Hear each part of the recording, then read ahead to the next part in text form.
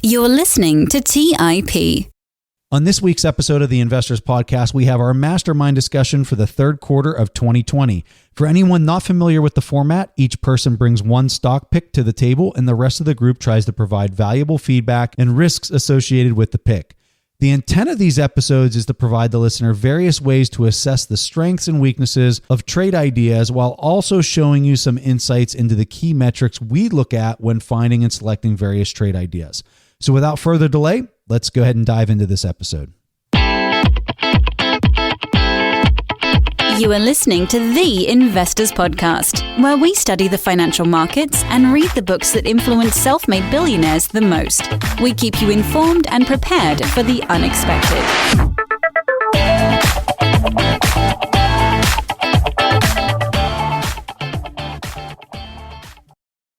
Hey everyone, welcome to the Investors Podcast. I'm your host, Preston Pysh, and as always, I'm accompanied by my co-host, Stig Broderson. And like we said in the intro, we're here with our two great friends in finance, Toby Carlisle, Hari Ramachandra. Guys, welcome back to the show. Hey, thanks so much for having me. I love doing these, the highlight of the quarter. Hari, welcome back, buddy. Hey, thank you, Preston and Stig. All right, so Stig, I'm going to throw it over to you for your pick because I find this to be very brave, smart, and I'm concerned all at the same time. Go ahead. I want to hear this one. I'm happy you say that, Preston, because I am repitching Alphabet. Most people probably know it as Google, but the parent company that is Alphabet, which is primarily Google, but there are also a bunch of other businesses. I completely get where you're coming from here, Preston, because, you know, with the valuations we see right now, with the FANG stocks not looking to be able to be any more expensive, and still, you know, you can be surprised. Why am I repitching Alphabet? I pitched this back 1st November 2018 for the Q3 Mastermind meeting. And since then, it has outperformed the market. It has returned 26% compared to the S&P 500 doing 12%.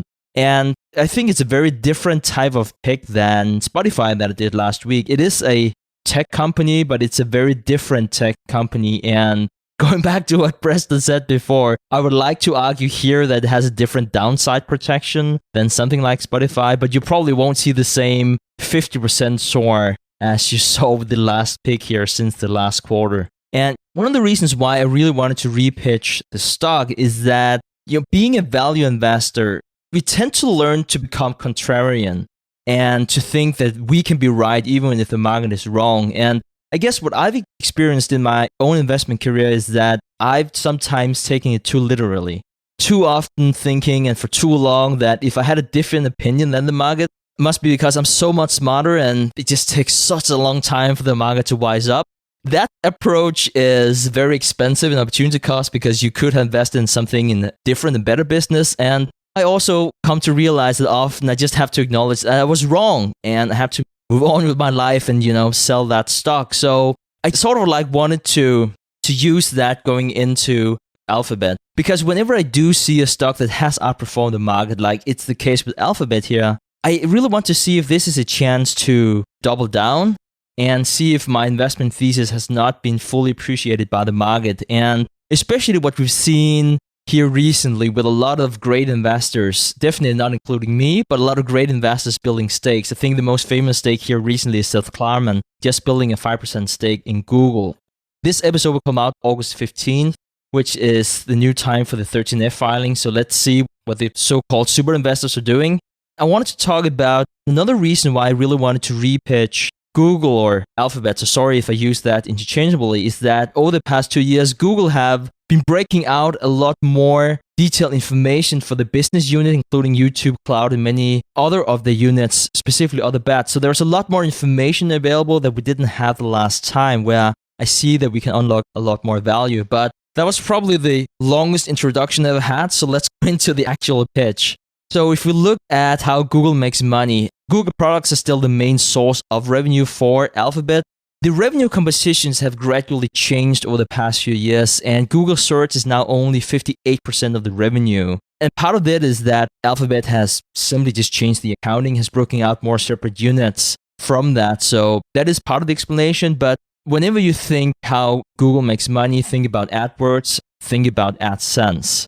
Today, YouTube is 10% of revenue. This is a segment that has grown 33% year-over-year in Q1. It's only up 6% year-over-year if you look at Q2, but that also includes a lot of COVID-19. And then you have Google Cloud, 7% of total revenue, but it's growing like 43% growth year-over-year. And then they have a bunch of smaller units, typically categorized in other Google revenue, which includes YouTube non-advertising revenue and Play, which is up 26%. And then they have other bets. Now, I usually give a more detailed explanation of the industry whenever I pitch a stock, which for Google still is online advertising, primarily through search. However, I did that last time in Q3 2018, and I'll make sure to link to that in the show notes. And in that space, not a lot has changed, and I'll get back to that because I actually think it's a good thing. But Facebook and Google still heavily dominates the space. Amazon has caught up a little, but they're still way behind the two giants. Let's talk about Google's moat. That comes in many different shapes and forms. Typically, talking specifically about search, they still dominate the market with more than a 90% market share. And some of that moat simply comes from the brand recognition and people just going on Google for search by default. But interestingly, the moat of the most popular queries that Google has is really not doing a much better job than most of the competitors. However, where they really have a moat and why so many people use the service is also that 15 to 20% of their searches are so-called unique. And there's a huge difference there because Google has such a data advantage. So they get so much better search results on those queries. And speaking of data moat, I would like to emphasize that for a company like Google, it's not really only the vast amount of data, which in itself is a moat. Whenever it comes to the amount of data, there is a saturation point. So rather, I would say that it comes from the breadth of data of all the different platforms we have and how they're able to process that in a central spot. Because data is not just your input data, it's training data, it's feedback data, and you'll need all of that to maximize the value. And because of that, in many but clearly not all fields, Google really has a moat compared to most other companies, including some of the big tech companies. I think it was last time Hari introduced the term China-proofed and Corona-proofed. So it was kind of interesting the way he looked at that. So I wanted to include that here in my pitch. And starting with China, there's a clear distinction between competing in the West and competing in the East. And if we do look at the Chinese giants like Tencent and Alibaba, and you can even say Baidu to some extent, talking specifically about search, even though that Tencent and Alibaba is sort of gearing up to make Baidu services less relevant because of what they're doing with their ecosystem, they would just have such a hard time competing with Google in the West. Just as we saw Google have major issues in China, by the way. One practical example is that for something like cloud, they're just not competing about the same type of customers. Like you just have some customers going to something like Amazon Cloud or Google Cloud or Microsoft products, and then completely different segment going after cloud in China and in the East.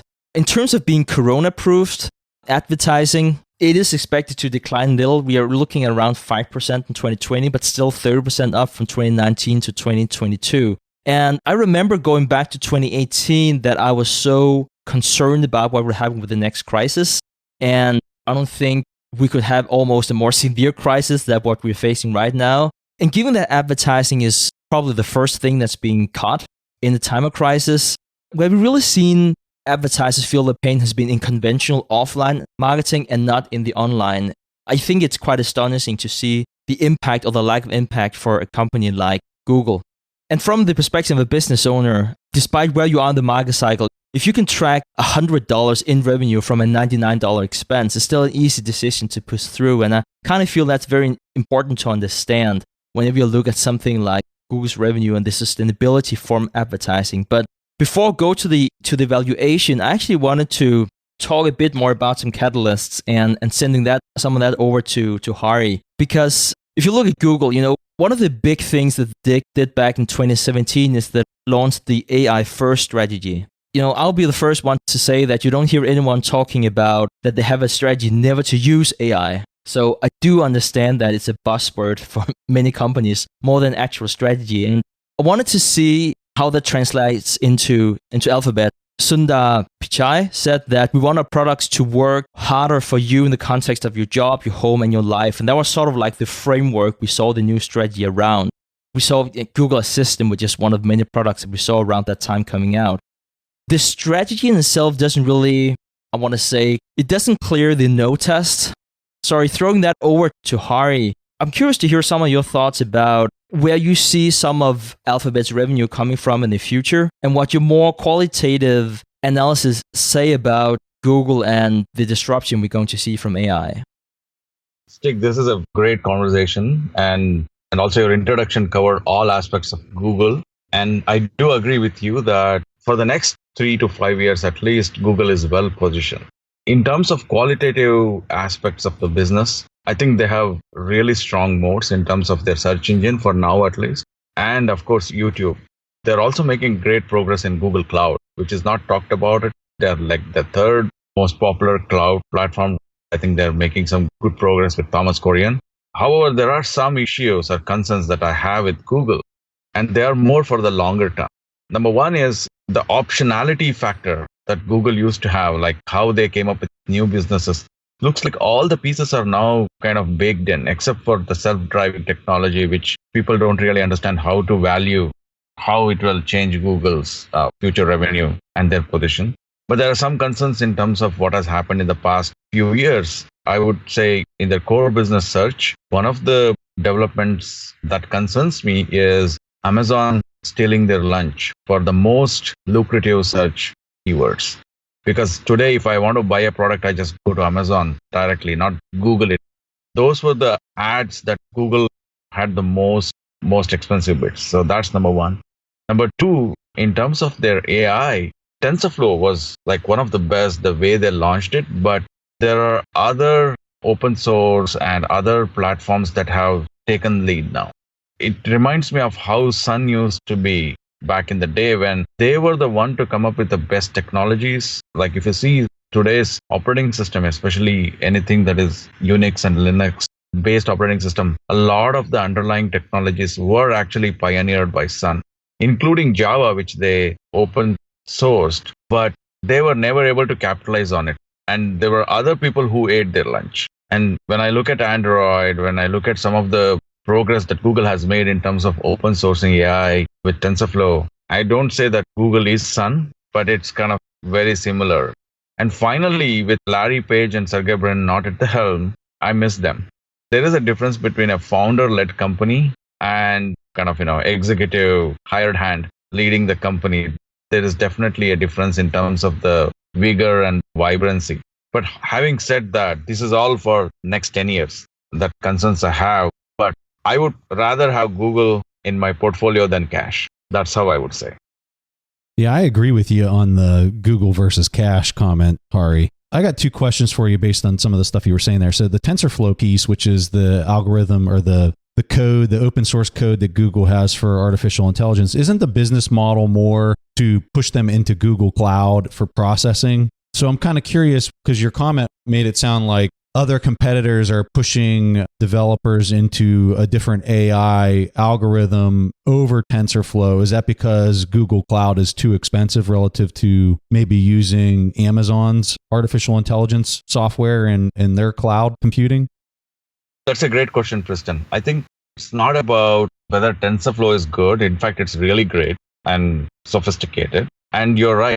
The way Google wants to capitalize on their TensorFlow platform is to expose it through their Google Cloud. What I see the problem with Google, and some of that is being corrected, is in general, their focus on coming up with the best and most sophisticated technology rather than focusing on the use case. For 90% of the customers or enterprises, they don't need all the bells and whistles that TensorFlow offers. Folks like Amazon Web Services and other companies are just good at identifying what the customer needs and offering those features through their cloud or platforms. And Google has been struggling in that. So that's the difference. The other question I had for you, Hari, was in the driverless car technology, the software, because I really don't know anything about where Google stands in that race. Would you say they're competitive? Who's the front runner? I'm kind of curious to hear your thoughts on some of that. Good question. And my knowledge here is also like murky. I wouldn't say I know who's the leader there, but there has been a divergent approaches that companies have taken. For example, Tesla, the approach of trial by error, I would say, in a less sophisticated way, in the sense that They went from, there are 5 levels in self-driving technology. Like if you're level 5, and that's what Google is trying to aim at, then your car is completely self-driven in all conditions. You don't even need a steering wheel. But what Google decided to do is go for level 5 from the beginning. And that's the reason they have been taking a long time. So this might pay dividends in the future. But companies like Tesla and other startups took the approach of gradually progressing through the levels, and then they're making good progress, because in AI, more about data than the algorithms nowadays. The models can be really sophisticated, but less sophisticated models can beat more sophisticated models with a lot of data. And Kai Fu Lee, in his book, AI Superpowers, kind of goes into details of why is the case. And that's what is happening in self-driving. So that's number one. Number two is they did have an early mover advantage, but every year that goes by, they're losing it bit by bit because there are many other companies getting into it. So one argument or one option was that once they have the self-driving technology, they can come up with like Uber or Lyft, or they can partner with Lyft, for example, because they own some stake in Lyft, and then capitalize on that. And that's how they can basically get the platform. However, with other companies also making sufficient progress, I don't know whether Google will be a clear winner. So it's really hard to say at this point. Yeah, I just don't know how they could catch up with, if you're saying, and my understanding of how AI works is it is all about the data, if there's training sets and pushing as much data through the model as possible.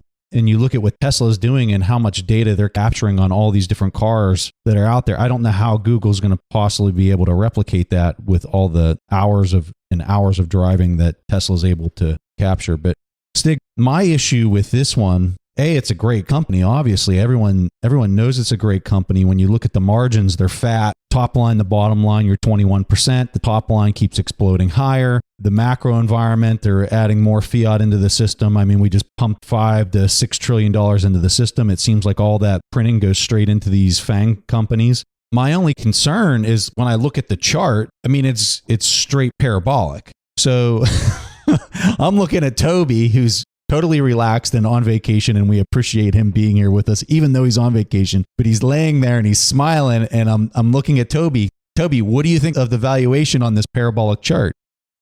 Google is my favorite business. And so I was really happy to hear Harry's criticisms of it, because I've kind of fallen in love with Google a little bit, because I think it's such a spectacular business. It's like this automatic money machine with these gigantically fat margins. Anytime you go to use the internet, you're basically using Google. You go in through the Google search bar to find something. Google gives you its picture of the internet, directs you where to go. You know, if you're listening to music through YouTube or something like that, you're on Google. If you're using Gmail, you're on Google. All of these things that just capture so much of your life. I've got a Pixel phone, so I use a Google phone. There's no question that it's one of the best, if not the best business in the world. And I think the others are Favum. You know, I don't like FanMag. I like Facebook, Amazon, Alphabet, Apple, Visa, Microsoft, and MasterCard. I think they're the best businesses in the world. Everybody else thinks they're the best businesses in the world. I think they're expensive. They're sort of, the cheapest one's probably Apple, and it's on like 27 times EV free cash flow. And then Google, similarly. I think the two challenges with them, I don't think with these businesses, they're the kind of businesses, it doesn't matter if you pay up. The worst that happens to you is it's sort of dead money for a decade. You don't go anywhere while the market goes somewhere, but you're not going to lose much money in them. The other thing is that Google's really controlled by three people. It's Sergey Brin, Larry Page, and Eric Schmidt.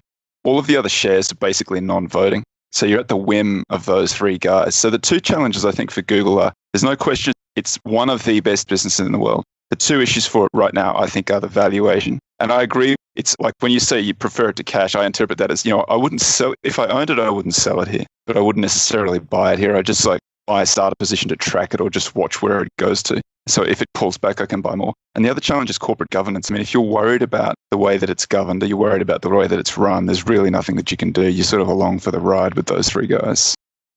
Stig, I want to piggyback on what Toby just said. I completely agree with your comment. I don't know that I'm buying it here, but I'm watching it to buy it if I get an opportunity at a better price point.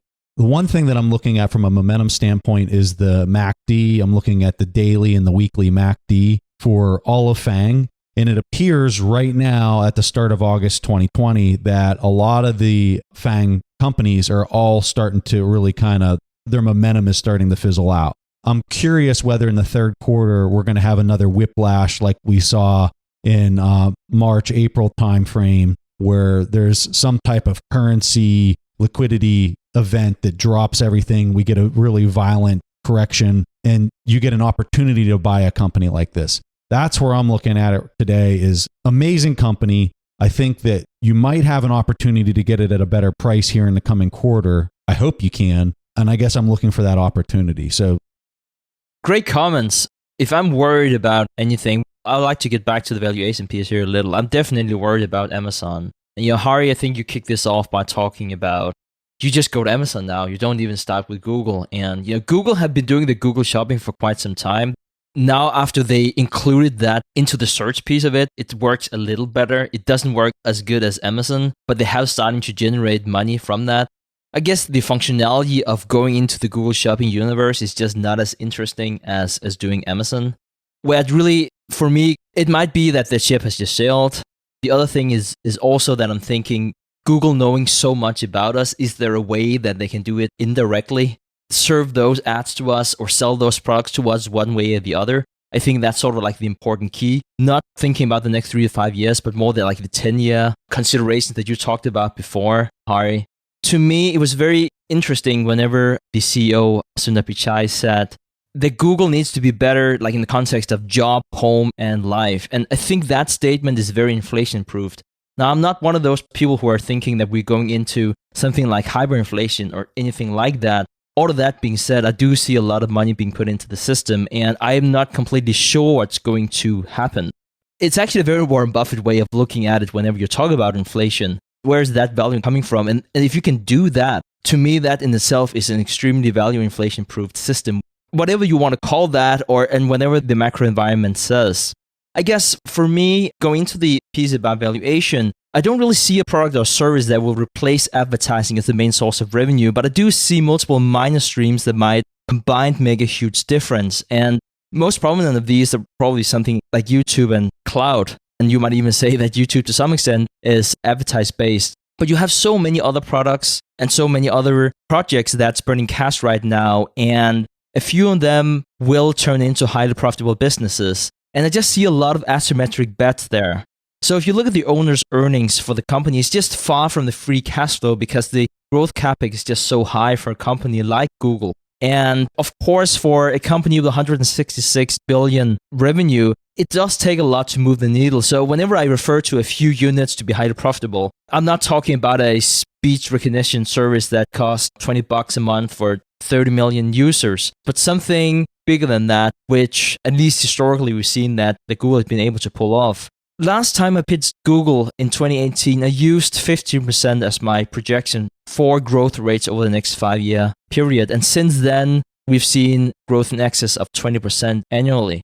It is tricky to come up with growth projections, as it always is. I guess with my assumptions, I'm probably looking at, I can see Preston is smirking there because I'm just about to say that. If I use a two-stage growth model, say, call it 20% for the next 5 years, and then a perpetual growth of 3%, I do arrive at a double-digit return. That is not how it's going to play out. I'm not saying they're going to grow 20%, but I'm also not saying that it's only going to grow 3% after 5 years. So it's probably going to be somewhere there in the middle. Having known Stig for many years at this point, he's not one to ever brag. But that was Stig very delicately bragging that at a 15% growth rate, he was underneath of something that actually went 20%. And he called this for many years ago. So I give him a thumbs up and kudos, Stig. You deserve it. Well, thank you, President. I just have to say the humble brag came much earlier. That was whenever I said that my last pick actually went up 50%. In 3 months. That was actually my humble brag. Yeah, I heard that one. And I got no credit for that, guys. Anyways, throwing it back over to you guys. Before we move on to the next picks, I don't want to take all the time here for us today. I actually wanted to throw it over to Toby because I can hear myself saying weird things like 50% growth rates and 20% growth rate. And I hear myself pitch the weirdest stocks that I would never do. I typically would do all machinery type of low growth kind of thing. And I find myself pitching other things. And we do see more traditional value investors buying into big tech, not just as common like you mentioned before, but we do see a lot of that. So Toby, for you being a deep value guy, and I do admittedly recognize the difference between deep value and value. I know it's two different things, but is it because that you have other investors who are now keeping up with the times? Let's just call it that. Or is it a question of value investors having lost their way because they're just under so much pressure to outperform the market and at least not trail the market like many have because they haven't been in these stocks? So how do you see that? I don't like FANG, the definition, because I don't like Netflix because it's negative free cash flow. Tesla's got some problems from a valuation perspective, but I think that there are a group of companies that are very big, very well established, very good moats, excellent returns on invested capital, excellent management. And that's that. I call it FavorMar, the list of companies that I gave before. In order to value those companies, you have to come up with some reasonably aggressive assumptions. And that's been the challenge, certainly for guys like me. What I tend to do is look back at historical. So Credit Suisse, I think with Michael Mauboussin, has produced this document that shows you the rates at which companies have been able to sustain very high growth rates. So when I say rates, it's like, can a company sustain a 15 or 20% growth rate? What are the chances they can do it for a decade, for 2 decades, for 3 decades? And you come down to these vanishingly small numbers. So you're making these very low probability bets and you're paying a reasonably high multiple for it. Having said that, if you look at these companies individually, it's probably hard not to see how some of them are not going to do that over a period of time. So the challenge has just been for value guys to sort of be a little bit more aggressive. And those who've done it have done quite well. And those like me who haven't been as aggressive, who tend to be more conservative, haven't done as well. So I think these probably are going to do very well, the underlying businesses. The question is going to be, and this is the question that I always have, just can the valuation sustain? Can the multiple sustain, even though the business is going very well? If you think back to the first .com, there were lots of really good companies. And I'm not even talking about the famous .com blow-ups. I'm talking about Disney. Lots of big companies came into that peak and they still very, very good companies, but they were punished because their valuations were too high. And it took them a decade to grow back into those valuations.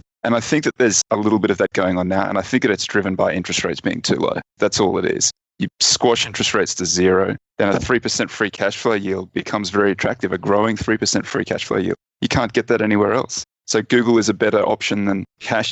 You've got two challenges. If the interest rates go up, then you've paid too much. I have tended to be conservative, and that's hurt me. Thank you for your response to that. I really need to think a lot about this. I think around 7% of my portfolio, I tend to be a quite concentrated investor, and Google is actually not my biggest stock pick, or I have stock picks that's much more than 7%, which I don't know if it's good or bad, but you really have me think about doubling down on something like Alphabet at this price level. So thanks guys for the feedback. I really appreciate it. Stig, is just a final comment. I would look at your correlation too. So if it's a large percentage of your portfolio, I know on our TIP Finance, we're now doing that where we're showing compared to all your other stock picks, what's the correlation look like in indexes or whatever? How correlated is that to everything else? And it just is another consideration to try to keep it as uncorrelated to the rest of your portfolio if possible. I'm going to go ahead and pitch mine real fast here. Mine is E-Trade. The ticker for this is ETFC. I think anybody who listens to this show knows what E-Trade is and pretty much understands their business model.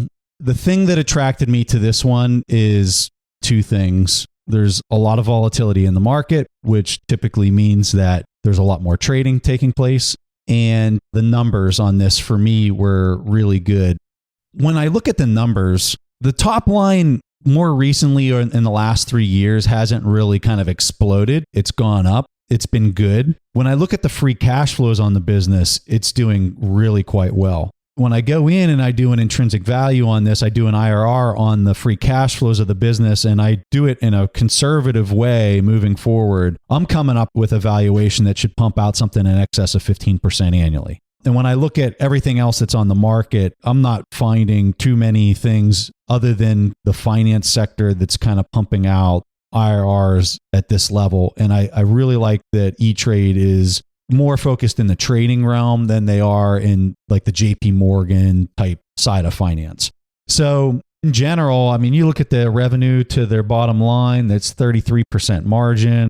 They're a very healthy company, good balance sheet. In general, I really like it. I think when I look at the momentum's in a positive trend.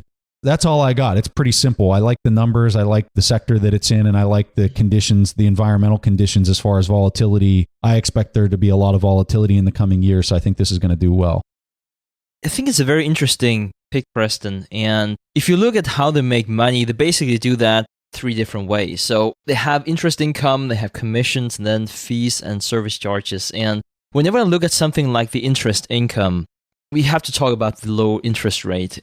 I can't help but think that at the rates we are now can only go up, which would be good for a company like E-Trade. But I've been saying that for 5 years. I guess most people have thought that we can't go any lower, and still it seems like we can do that. And I guess at this point in time, as much as I see the low interest rates, I also don't really see them going up. Obviously, there will be some sort of mean reversion eventually, but I don't see it happening anytime soon, especially not what's happening right now with the crisis. So that's probably not where the money is going to come from here anytime soon. If you look at something like commissions, we've seen a lot of disruptions in commissions here lately. That is probably also not a place where you see more money coming in. I'm not saying that it would just be completely gone, but with the new players you've seen in, everyone has been Robin Hood. I think that's a term that I've heard a few times. And it's a bit painful, even for some of the discount brokers who, like E-Trade, who came in and undercut the big banks. They're getting disrupted too, the same way that they went into the industry. Then if you look at something like fees and charges, I think that's an interesting one too. And I guess for me, I like to look at it in a very Jeff Bezos type of way. He says that he doesn't want to talk about what's going to change. That's too difficult for him. He's more focused on what will stay the same for a very, very long time. And he uses the example of faster and faster delivery and low prices. So that's a very Amazon way of thinking. If we look at it for a company like this, lower fees, that's one thing. And commoditized financial service, that's another thing. So I guess that's some of the red flags that I see right now for a company like E-Trade. Hari, I saw you had a point there. Great point, Stig. But I just wanted to add, your comment about Robinhood is quite prescient. I think that's definitely a risk. And especially now, every other company is driving down their commission fee. So how will they expand their margins and their revenue? But one thing I wanted to point out of E-Trade is one of their strengths, which is not well known, is that they are the preferred vendor or brokerage for most of the companies to offer their employee stock option plans or RSUs, restricted stock units. And that's very sticky. And also the volumes are huge there because of all these companies granting their employees through E-Trade. And I have worked for multiple companies in the Valley, and invariably it has been E-Trade. I have not seen any other company. I don't know how they managed it, but somehow there seems to have some stickiness there. However, I also wanted to ask Christian, there is a lot of rumor about a merger between E-Trade and Morgan Stanley. Is that any factor while you're looking into it? And would that be kind of an arbitrage that you're looking for in the short term? I think anytime you see the numbers where these numbers are at, as far as how much margin and profit a buyer could capture, yeah, absolutely.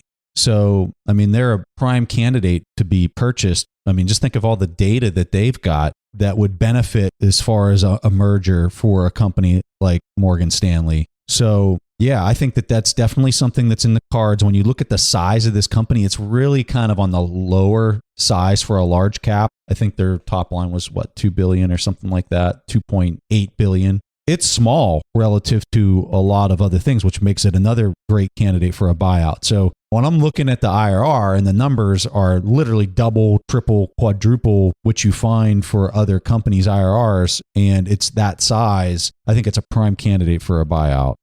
Just to address Stig's comment real fast, when we look at Robinhood, they're selling their order book to high-frequency traders.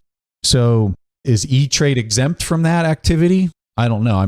They could be doing the same thing. I don't know necessarily their corporate culture or whether they would entertain something like that. I'm sure if things got competitive enough where they really started seeing a hit on their revenue, that could be another avenue that they could maybe step in and really kind of give Robinhood a run for their money. I don't know. But I think you have a lot of people that are not day traders that have accounts with E-Trade that conduct a trade once a month. And for the fee, it's so what? It's not a big deal. The hassle of them changing all of their information and their data over to another platform is way more friction than they want to deal with for the few trades that they can conduct on an annual basis. I think you bring up a good point. It's definitely too sticky. Something like working with brokers. I mean, you don't want to switch broker if you can avoid doing it. I definitely agree with that. I think what you see right now with brokers is sort of what you've seen in the asset management field is that, no, you're probably not going to switch from one vehicle to the next to save 10 basis points, but you just see an overall pressure on profitability, and it's just all becoming more and more commoditized. And I do think that's the effect that's going to hit something like E-Trade more than anything else. Toby? I quite like E-Trade. That's a position that I've held in the fund, and I like it for all of the reasons that you like it. Stig, I think it's beaten up along with all of the other financials. It's still a really, really good business, generating lots of money, really solid balance sheet, and it's in a good place, I think, in terms of being fairly low cost compared to all of its competitors. The reason that we sold it was because it had this bid from Morgan Stanley. When they set the bid, it was at $58.74. It's 1.0432 Morgan Stanley shares. At the time that we rolled out of it, we just had better opportunities. I see it's trading around $50, so it's an interesting, I just can't do the calculation right now, but it would be worth working out where the bid is right now, what the bid is worth, and seeing, because it's one of those things where if the bid goes through, you do very well because you'll get a good little return from here. And if the bid doesn't go through, it's still really undervalued. I completely agree with you, Toby. I'm seeing it the same way. All right, let's go ahead and go over to Toby for your pick. My pick is Berkshire Hathaway. I think it's a popular pick on this podcast. I think everybody knows that Berkshire has underperformed the market for the last could be 15 years. Basically, it needs no introduction by Warren Buffett, one of the biggest companies. It's like a $475 billion market cap right now. There's a little bit of float liability there, so it ends up being a $540 billion enterprise value. On a valuation front, it's very, very cheap. Questions are, is there something lurking in the portfolio that from an insurance perspective, and that's why everybody's being cautious about it. The other question is, has Warren Buffett lost it? At 90 years old, is he too old? So the only thing that I would say to the question of Warren Buffett, has he lost it? I think that the greatest trade ever is Warren Buffett buying Apple. And I'll tell you why I think it's the greatest trade ever. Apple was a completely known quantity at the time that he put the money in. And he invested, I think it was $36 billion, which might be one of the biggest acquisitions. It's probably one of the biggest acquisitions for Berkshire Hathaway, maybe one of the biggest investments ever made in the market. And the stock is up almost 3 times since he put that position on. It now accounts for almost half of Berkshire Hathaway's book. So I don't think there's any question that he's still the best investor in the market. The company is built by him to be resilient and to perform very well. I don't see how you can lose in Berkshire Hathaway at this price. The only question is there something in the book that we don't know about? And I think that you have to trust management. That's really the only thing you can do in insurance. And I don't think there's any management more trustworthy in America, probably, but certainly in insurance. Even though that they are quite old, I think that the company is constructed in such a way that it should continue to do very well into the future. And the fact that Buffett has absolutely nailed this Apple trade recently just is proof that he's still fully in command. And so I'm sort of astonished that Berkshire's as cheap as it is. I think that it's one of the easier positions to put on in this whole market. Whatever happens next, if it's a big drawdown or if it's a big draw up, I think that Berkshire's, from a valuation perspective, from a management perspective, and from a quality of business perspective, I think it's one of the easiest decisions I've ever had to make. I know when I look at the numbers, Toby, they look very good. I'm not accounting for the look-through earnings, and I'm coming up with a 9 or 10% at the current price. In terms of forward return? Yeah, in terms of the IRR that I'm doing on the company. I'm looking at the free cash flows, and I'm making an estimate into the future, and then basically taking the current price and solving for the percent that I think you'll get. Without the look-through earnings, I'm already getting 9 to 10%. So I think when you add those in there, especially if Apple's taking up as much of the balance sheet as we're saying they are, I think that you got a lot there. I think there is risk in the insurance area, especially if this global economy plays out in the very negative direction I think it's going to go in the coming year. I think you're going to have massive insurance claims, and I think there's a lot of risk there. With that said, of all the insurance companies that are out there, I would put Geico at the top of the list just because I know how conservative they look at this and how they're not chasing market share. They're chasing protection for their shareholders at Berkshire and the operational subsidiary of Geico. So I think that all the insurance companies in the whole U.S. have that same risk as Geico. And moving forward, I think that as things continue to play out, they're going to continue to adjust their policies and try to manage those risks as they pop up. I don't see any one particular risk being able to blow up all the assets under Geico. So we know the one that Warren always talks about at the shareholders meeting, but I don't think that that's something that's very realistic in the grand scheme of things. Whenever I look at Berkshire Hathaway, I think I mentioned during the last Mastermind meeting that I just added yet again to my position. So I'm probably not going to come with a huge bear scenario, but I do think that there are a few different important things to note. If you look about the performance, and Buffett gets a lot of things thrown at him right now because of the lack of performance. And if you look at the low since 2009, the S&P 500 and Berkshire, they're more or less the same. Like we're looking at something like what I looked up here was 188% return to the S&P 500 and 181 for Berkshire Hathaway. And it's only here very recently that the S&P 500 caught up. I do know that whenever you're looking at Buffett's track record, if that is what you're comparing it to, clearly you might be disappointed, but as we talked about multiple times, there are a bunch of reasons why he cannot keep up with that track record. I kind of feel that Buffett is not getting enough credit. You mentioned the Apple deal before here, Toby, and I think it's important to understand diversification here. Buffett is famous for saying that diversification is a protection against ignorance, and that diversification makes a little sense if you know what you're doing. And a lot of people are saying, well, Apple is like half of your equity portfolios. I feel it's the wrong way of looking at it. I mean, he's sitting on so much cash. Everyone wants him to put that cash into use. He's doing that. He's outperforming everyone with that position, and then people don't like it. I mean, I kind of feel, it is sort of like difficult to satisfy anyone. And Buffett has been asked specifically about the diversification part. And what he's just saying is that this is just the third major company aside from insurance and his railroad interests. And I guess you can put in something like Berkshire Hathaway Energy too. I mean, it's just another great business that he is running. One deal that he's been doing here over the recent quarter, I really like what he did with Dominion, employing close to $10 billion. And we're looking at something around a $1 billion EBITDA. And I know we have these reservations about EBITDA, but that was what was reported, especially with natural gas prices at historic lows. Buying something at a 10% multiple, I think it's not screaming cheap, but it looks like it's a good value and a very, very Warren Buffett type way, owning the infrastructure of natural gas. I think he hiked his stake from 8 to 18% of the transmission on that. I guess my question, sending it back to you, Toby, is how much can this be a part of an investor's portfolio, something like Berkshire Hathaway? Just to paint some color around that, I mentioned before that Google was 7% of my portfolio, and it's by far not the largest position I have. That would be something like Berkshire Hathaway. But what would it be for you, Toby? Like, where would you feel that a retail investor should feel comfortable, who really understands Berkshire Hathaway, wants it to be a huge part of their portfolio, but how big should and can it get? That's a difficult question to answer because it's always going to depend on the individual and the other opportunities that they have. It's hard. Like in the fund, I run 30 positions long and I just equal weight them, rebalance them on a quarterly basis. If I was to run a more discretionary portfolio, I wouldn't probably run as many positions and I'd have more concentration in some.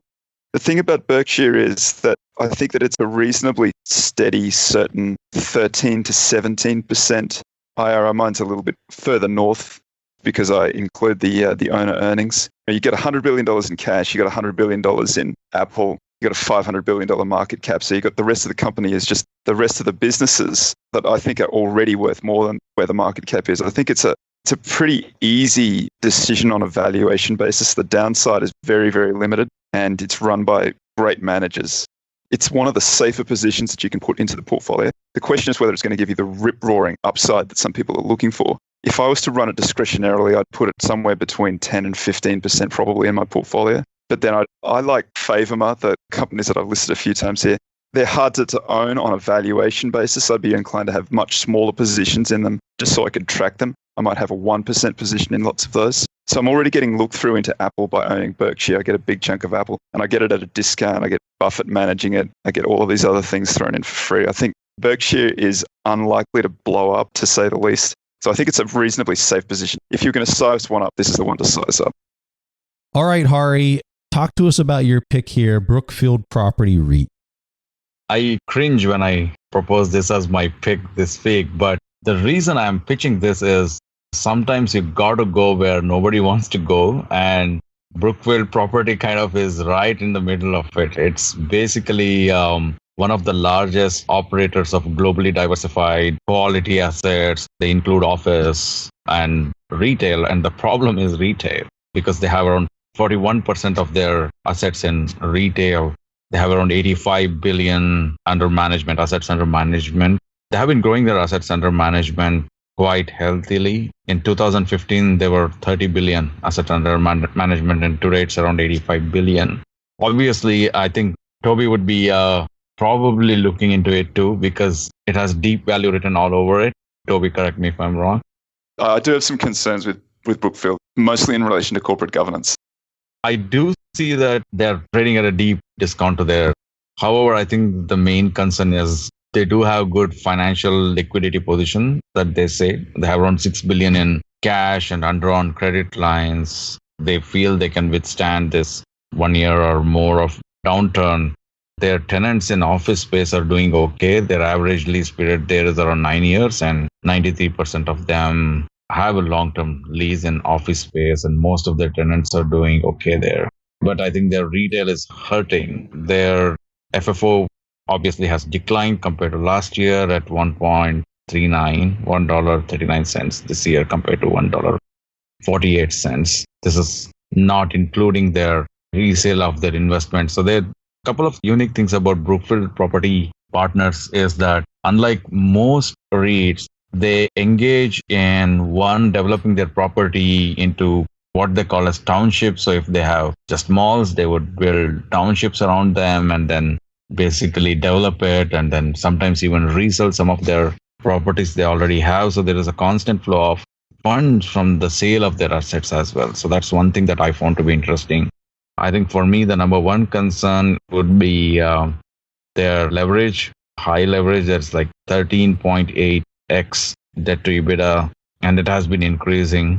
Their payout ratio is quite high. If I include the realized gains from the sale of assets, it's around 95% or close to 100%. But if I exclude it, it's way more than 100%. There is also a component of fee that their parent, Brookfield Asset Management, charges, like their base fee is 0.5% of asset under management. Then there is the equity enhancement fee, which is 1.25%. And then there is incentive distribution fee. So there's a lot of fee that one has to go through. And that kind of, eats up into the returns that one makes.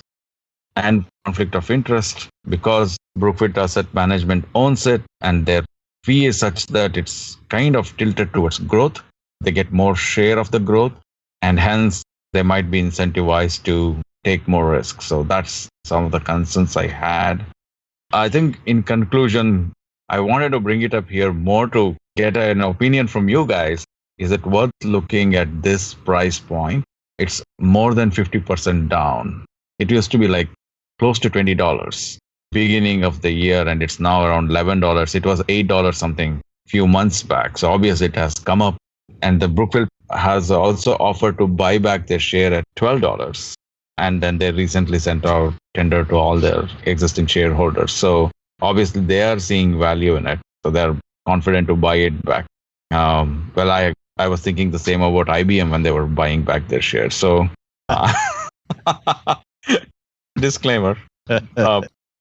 Brookfield is one of those ones that is heavily discussed in the value community because it's cheap. It's run by guys who are operator compounder type investors. So the long side is always that there's a sum of the parts NAV valuation that you can come up with that makes it look very cheap. And the criticism of that is that you base it a lot on what Brookfield tells you the asset's worth, and they tend to be maybe a little bit aggressive with their valuations. And it's very rare that you see Brookfield trade close to NAV.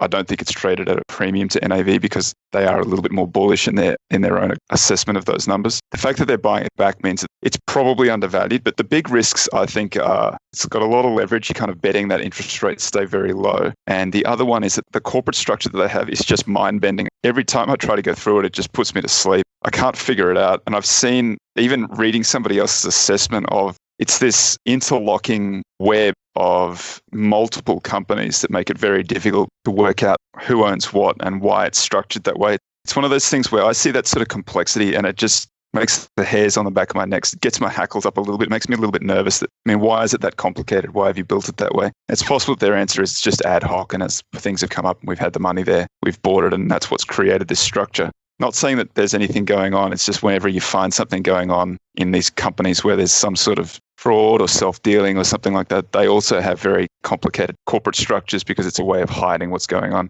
I don't know in relation to Brookfield, it's just hard to get a bead on where it is. So the complexity of the structure and the leverage and some of the questions about the valuation of their own assets make it too hard basket for me. I just can't see the valuation on the free cash flow side. So you were talking the net asset values, which is just your assets minus your liabilities divided by the shares. And so what it really comes down to is, are those values that are being listed on the balance sheet really the valuations that we're going to see moving forward into the future? And when I think about those valuations of those properties, so much of the valuation is dependent on the free cash flows that those properties are able to kick off. I know from looking at our screener, our TIP Finance, when I'm looking at the small cap companies, the momentum status on all of these small cap companies are bad, really bad. When we look at the indexes going up, we're really talking about a couple companies that are driving these indexes. And all this $5 to $6 trillion worth of printing that's taken place, it's all nesting itself into these tech companies. And when you look at the smaller businesses that make up the leaseholders and the people that are fulfilling or sitting in these buildings, all those small businesses, they're getting crushed. My expectation moving forward into the coming year is that that's going to continue to persist. And if you have a lot of vacancies and you don't have them filling these buildings, my opinion is that there's impairment on the valuation of those buildings. And so that's my real concern on a fundamental level of the underlying assets on this company, is that I think they're overstated. When I look at the valuations on this, it really doesn't excite me all that much. I see that there has been a little bounce from the March low. It has had a little bit of a bounce. So there might be something that I'm missing. And like Toby said, the complexity of the corporate governance and what's actually sitting on the balance sheet is the part that's really hard for me to understand when I'm doing a quick glance. And I obviously haven't spent a ton of time researching this, but just from a very high level standpoint, those are my concerns. Generally, Hari, whenever everyone is running away screaming for something, I'm always curious. I guess that's something that just comes with the territory whenever you're a value investor. What I've also come to realize, especially over the last few years, is that there's often a reason why people are running away screaming. And the counter argument to that, we had Ian Famigli on here last week from CrowdStreet, and he talks about how space is the new luxury. And that comes both with something like the malls that I think have 122 now, and they have 134 office properties. And I see that argument, and anyone should definitely listen to a lot more what he's saying than what I'm saying. But I think what goes into this is that, yes, space might be the new luxury, but you also have to account for not just the impairment. And Preston was talking about the redevelopment costs, because so many of those buildings, they can't be used the same way. So even if space is a new luxury, it would have to burn a lot of cash before you see cash coming back in. All right, guys. Well, I think that concludes all of our remarks. I want to give Toby and Hari a chance to tell people where they can learn more about you guys and check out some of your stuff. My fund is called the Acquirers Fund, ticker ZIG. And I've also started managing another called the Deep Value Fund, the ticker's DEEP. That's going to be a small and micro cap deep value fund. Deep value is very out of favor at the moment. So if you're a mean reversion, contrarian type investor, then take a look at deep value. It's really beaten up at the moment. I also have a website, acquirersmultiple.com, and I'm on Twitter at greenbacked, GREENBACKD. Hari? Thanks, Preston, Toby, and Stig, for your feedback. Yes, I knew that this is something that I was on the fence, and that's the reason I brought it up here to kind of, put it on the dissection table. You're right. There is a reason why everybody is running away from this. My reason for looking into it is, as Stig said, anytime when everybody's running away, it's time to just give a closer look. The positives I see is most of the bad news is out, But at the same time, we don't know how long this will last. And Preston, you brought up net asset values might go down. And Stig, you were talking about how much capital they'll have to put to redevelop those properties in case things change. So there is risk. So I wouldn't bet my farm on this. But thank you. This was great conversation and feedback. All right, Hari, tell folks where they can learn more about you. As usual, people can find me on bitsbusiness.com, my blog, and my Twitter handle, Hari Rama. Happy to engage in constructive conversations. All right, guys. As we're letting Toby and Hari go, we're now transitioning into playing a question from the audience, and this question comes from Shremik. Here we go. Hi, Preston. Hi, Stig. My name is Przemek, and I'm calling you from United Kingdom. First of all, big thank you for your podcast. I've been with it since the beginning. I love to see your journey as investors. It's fantastic. I've got a question about stock dilution. So when I invest and I do fundamental analysis, one thing I don't understand, why sometimes companies like Tesla issue more shares. So essentially they dilute my shareholding and the shares actually go up the next day and then continue to go up. So how to factor this into fundamental analysis, the risk that the company will be diluting your equity by issuing more shares to investors? And is that something that's captured in some of the fundamental models of investing? Thank you so much for your podcast. Appreciate it. Bye. I think it's a great observation you make. Now, Tesla in itself is a tricky example, and we often talked about here on the show how Tesla sort of goes against everything we learned about value investing. For instance, Tesla took over the position from Toyota here recently as the world's most valuable car maker. And that was not by having any earnings they actually haven't had since it was founded in any fiscal year, but it's been through issuing stocks and taking on billions of dollars in debt. So I'm not sure if that is the base case study to understand what is fundamentally happening when a company issues stock. But what does happen whenever a company issues stock is that the individual stock price doesn't have to go down in price by default. Because what it means is that the company raises capital and they will also have more owners to share the ownership of that company. But again, it's from a higher base. So the effect can both be positive and negative on the individual share. And you can, of course, bring up the argument that it's better if the company can generate cash flow and it doesn't have to finance it through issue of more equity. But keep in mind that companies are at very different stages. You might have a growing company who needs it to turn profitable very soon, or you might have a situation like with airlines who are a mature industry and used to be very profitable, but now due to COVID-19 is not. And we all knew that they needed capital, and then the terms they got actually weren't that bad, and the market reacted positive to that. So you have to divide it up and say that in the first place, no, it was not great that they needed capital. But at the time that they made the announcement, the stock was already punished hard. Everyone expected it. So everything else equal, it was actually a not as bad as it could be scenario, which the market liked. And it's also important to understand that if we use the case study of airlines, the fundamental value of airline stocks is lower than 2019. But not because of the dilution of the shares, but because the missing revenue and the bleak outlook.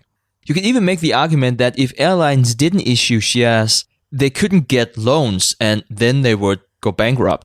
So dilution of stock, as mentioned, is not really a good or a bad thing per se, but it really depends on the specific circumstances for that deal. And it could even be so, though this happens more often privately than publicly, that you have companies seeking capital, not just for the sake of capital, but as an add-on also to get new investors in with know-how. But really to your question about, is the dilution of shares accounted for in valuation models? Most valuation models use a per-share basis. And so it's a great point to ask what happens if you now have more shares.